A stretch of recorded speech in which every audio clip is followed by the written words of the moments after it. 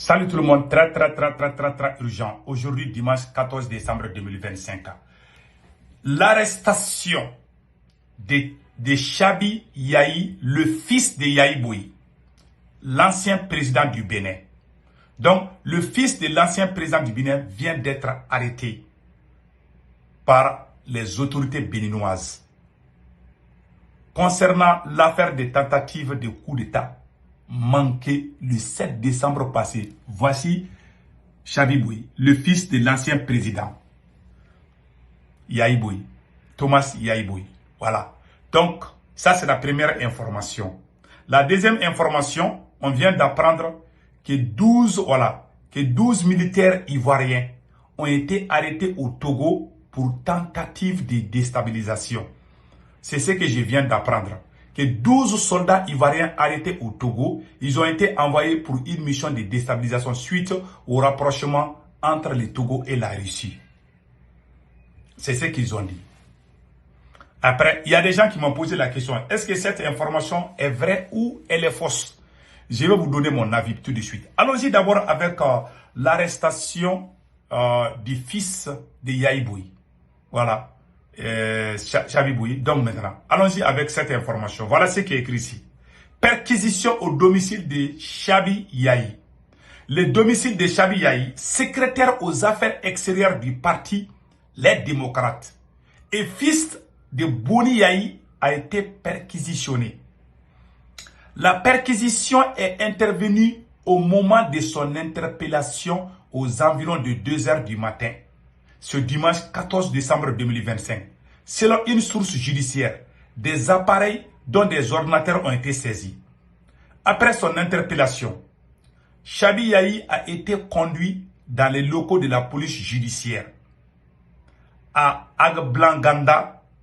Pour le moment, pas de détails sur les motifs de son arrestation, de son interpellation. Elle intervient une source auprès de la tentative de putsch du 7 décembre. À ce stade, aucune précision officielle n'a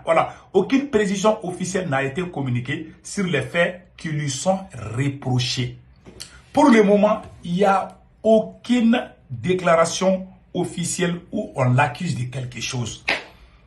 On l'a soupçonné, on est rentré chez lui, on a perquisitionné sa maison, on l'a arrêté, on l'a amené à la police. On est en train de l'interroger. On a aussi pris ses ordinateurs, ses appareils électroniques.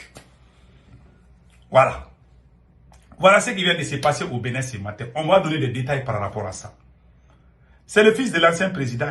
Il y a même des gens, il y a des journaux pro, je ne sais pas si c'est des journaux pro ou anti ou neutres ou quoi. Il y a des gens qui disent, si les responsables du parti Les Démocrates tombent pour les événements du 7 décembre, le parti sera-t-il toujours légitime à participer aux élections pour prétendre représenter le peuple? Le parti peut-il être dissous si leur inculpation est établie? Tant que formation politique ou la responsabilité pénale demeure strictement individuelle, même lorsque les personnes concernées occupent des fonctions dirigeantes au sein de la formation politique. Il y a des gens qui se... source Peace Prudence Onio. Il y a des gens qui sont en train d'enflammer encore la situation. Moi, je vais vous donner mon avis. 1. La chasse aux sorcières qui est en cours risque de coûter cher à Patrice Talon. En réalité, c'est la France qui a sauvé Patrice Talon. En réalité, Patrice Talon n'est pas quelqu'un qui est aimé. Non. Il a juste échappé parce que la France a intervenu vite. Voilà. Parce que ça a été rapide. Si on donnait 24 heures, si la France avait fait 24 heures sans intervenir, je vous assure que Patrice Talon allait être peut-être à Paris aujourd'hui ou bien à Abidjan. Je ne sais pas. Voilà. Ou peut-être à Abuja au Nigeria. Voilà des remarques. Donc, si cette chasse aux sorcières ne s'arrête pas, ça va coûter très cher à Patrice Talon. Voilà mon avis. 1. Il n'a pas été sauvé par l'armée béninoise. Il a été sauvé par l'armée française. S'il continue les arrestations, parce qu'à travers les arrestations, on peut se tromper. Quand un régime se met à faire ces arrestations arbitraires, ça va conduire à un autre coup d'État. C'est ce que moi j'ai dit. Parce que les gens sont liés les uns les autres. Si vous faites les arrestations arbitraires, vous continuez, surtout le fils de l'ancien président. On ne sait pas d'abord, moi je ne peux rien dire. S'il s'avère que le fils là n'a rien fait, si Chabi Yahi n'a rien fait, ça va être des rancines entre eux. S'ils mentent aussi contre le fils de l'ancien président, cela aussi va créer des problèmes. Voilà ce qu'on doit éviter. Ça, c'est mon avis. Cela veut dire que Patrice Talon n'a pas encore fini. Hein. Le problème là, ça va y revenir tôt ou tard. Et si il y a une deuxième tentative, Patrice Talon risque de ne pas survivre. Hein. Parce que ces arrestations-là, on ne sait pas comment ça va se terminer. Il y a des gens qui ne l'aiment pas, mais qui ont peur de montrer. Tu ne connais pas ce que les gens pensent de toi. Les jours du coup d'État, les gens étaient contents. Hein. C'est la France qui a tout gâté. Voilà, c'est tout. Il n'a pas été sauvé par l'armée béninoise. Il a été sauvé. En tout cas, Patrice Talon doit se ressaisir. S'il continue avec ça, là, il va créer la haine, la division, c'est lui-même qui va créer la déstabilisation de son pays. Cette chasse aux sorcières, là, ça doit s'arrêter. Ceux qui ont pris les armes, tu peux les arrêter. Mais les civils, là, qui sont sortis dans les rues pour dire, bah, Patrice Talon, là, qui ont soutenu, là, si tu arrêtes tous ces gens-là, tu vas trouver même qu'il y a des gens autour de toi qui ont des parents parmi eux. Donc, ça va créer la frustration. Surtout en Afrique, les gens sont liés les uns les autres. Voilà un peu ça. Donc, il y a des gens qui m'ont posé la question, est-ce que la Côte d'Ivoire a envoyé? Voilà. Que selon plusieurs sources concordantes, une douzaine d'officiers des forces spéciales ivoiriennes auraient été interpellés au Togo dans des circonstances qui restent encore à clarifier. À ce stade, aucune communication officielle n'a été faite par les autorités togolaises ou ivoiriennes.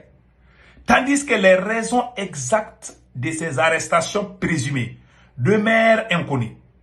L'affaire suscite déjà de nombreuses interrogations dans des milieux sécuritaires de la sous-région. Source NE Info.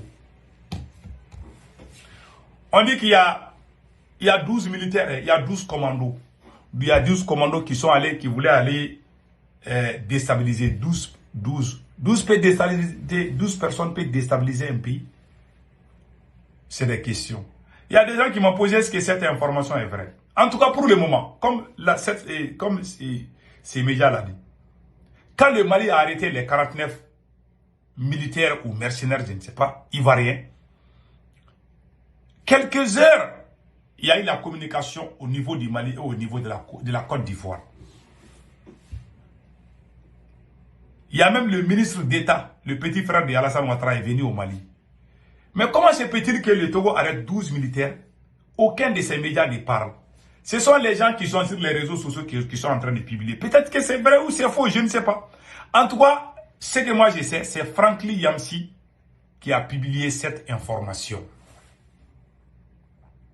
Tout le monde est en train de prendre chez lui. Bon, quand vous regardez les liens entre Franklin Yamsi et puis Alassane Ouattara, Franklin Yamsi et Alassane Ouattara, c'est comme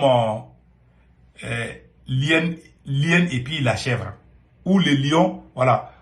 C'est un peu ça, quoi. Vous voyez? Ou le lion et puis c'est-à-dire que c'est comme, comme on appelle la proie, le prédateur et la proie, c'est ça. Donc, les deux ne s'attendent pas. Franklin Yamsi n'aime pas Alassane Ouattara. C'est comme le poisson fumé et la rivière.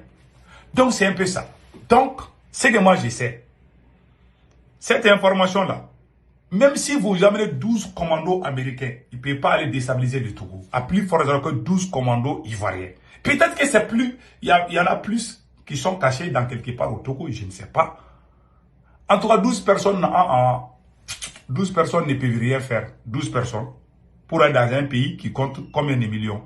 Aller prendre un président ou déstabiliser, ça, ce n'est pas faisable. Peut-être il y a d'autres personnes qui sont complices, je ne sais pas. Moi, je ne crois pas à cette information.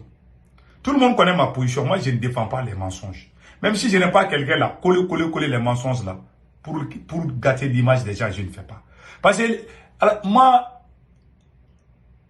je suis nationaliste, j'aime mon pays, j'aime l'Afrique, mais les propagandes là, moi, je ne suis pas dans ça. Moi, je n'ai pas la CEDEAO. Tout le monde connaît ma position. Mais, dire qu'Alassane Ouattara voulait aller faire ça à Fort Yassimbe et que ça reste dans les cachettes comme ça là, moi, je doute très fort. Peut-être c'est vrai ou je ne sais pas. En tout cas, moi, je ne crois pas. Ça, c'est mon avis à moi. Je ne crois pas à cette information de... le Togo n'a pas dit, la Côte d'Ivoire n'a pas dit. Ce sont les réseaux sociaux, ce sont les gens qui sont en train d'écrire sur les réseaux sociaux. Donc, c'est à vérifier. Moi, je ne crois pas à cette information. Que parce que le Togo travaille avec la Russie. La Côte d'Ivoire travaille avec la Russie, non? Vous ne savez pas ça? La Côte d'Ivoire achète des armements avec la Russie. La Côte d'Ivoire a de très bonnes relations avec la Russie. La Russie est en train... il y a une usine de montage de camions russes au Sénégal aussi. Ils n'ont même pas ça à l'AES. Donc moi, je vous dis, la Chine a beaucoup plus... La Chine aussi, là, la même Chine, là. La Chine... Vous connaissez les premiers partenaires économiques de la Côte d'Ivoire? Je pense que c'est la Chine. Les gens s'amusent. Si je peux me tromper sur ça, mais je pense que c'est la Chine. La Chine a beaucoup plus investi en Côte d'Ivoire que dans les pays de l'AES. La Russie aussi a de bonnes relations avec la Côte d'Ivoire. Donc, moi, les circonstances comme ça, là, je me méfie, quoi. C'est pas parce que je ne suis pas en train de dénigrer Franklin Yamsi, c'est un frère. Je ne suis pas en train de faire ça, mais je suis en train de dire que cette information-là, moi, je doute. Parce que c'est venu de la bouche de quelqu'un qui n'est pas Alassane Ouattara. Tout le monde sait que si Alassane Ouattara tombe aujourd'hui, celui qui va danser tam-tam là, c'est Franklin Yamsi. Si lui, il dit quelque chose qu'on n'a jamais entendu d'autre part, si ce n'est que lui, ça veut dire qu'on doit vraiment se méfier de cette information. Voilà ce que moi, je voulais dire aujourd'hui. Et cette information-là, moi, je ne crois pas beaucoup à ça. Passez un excellent week-end.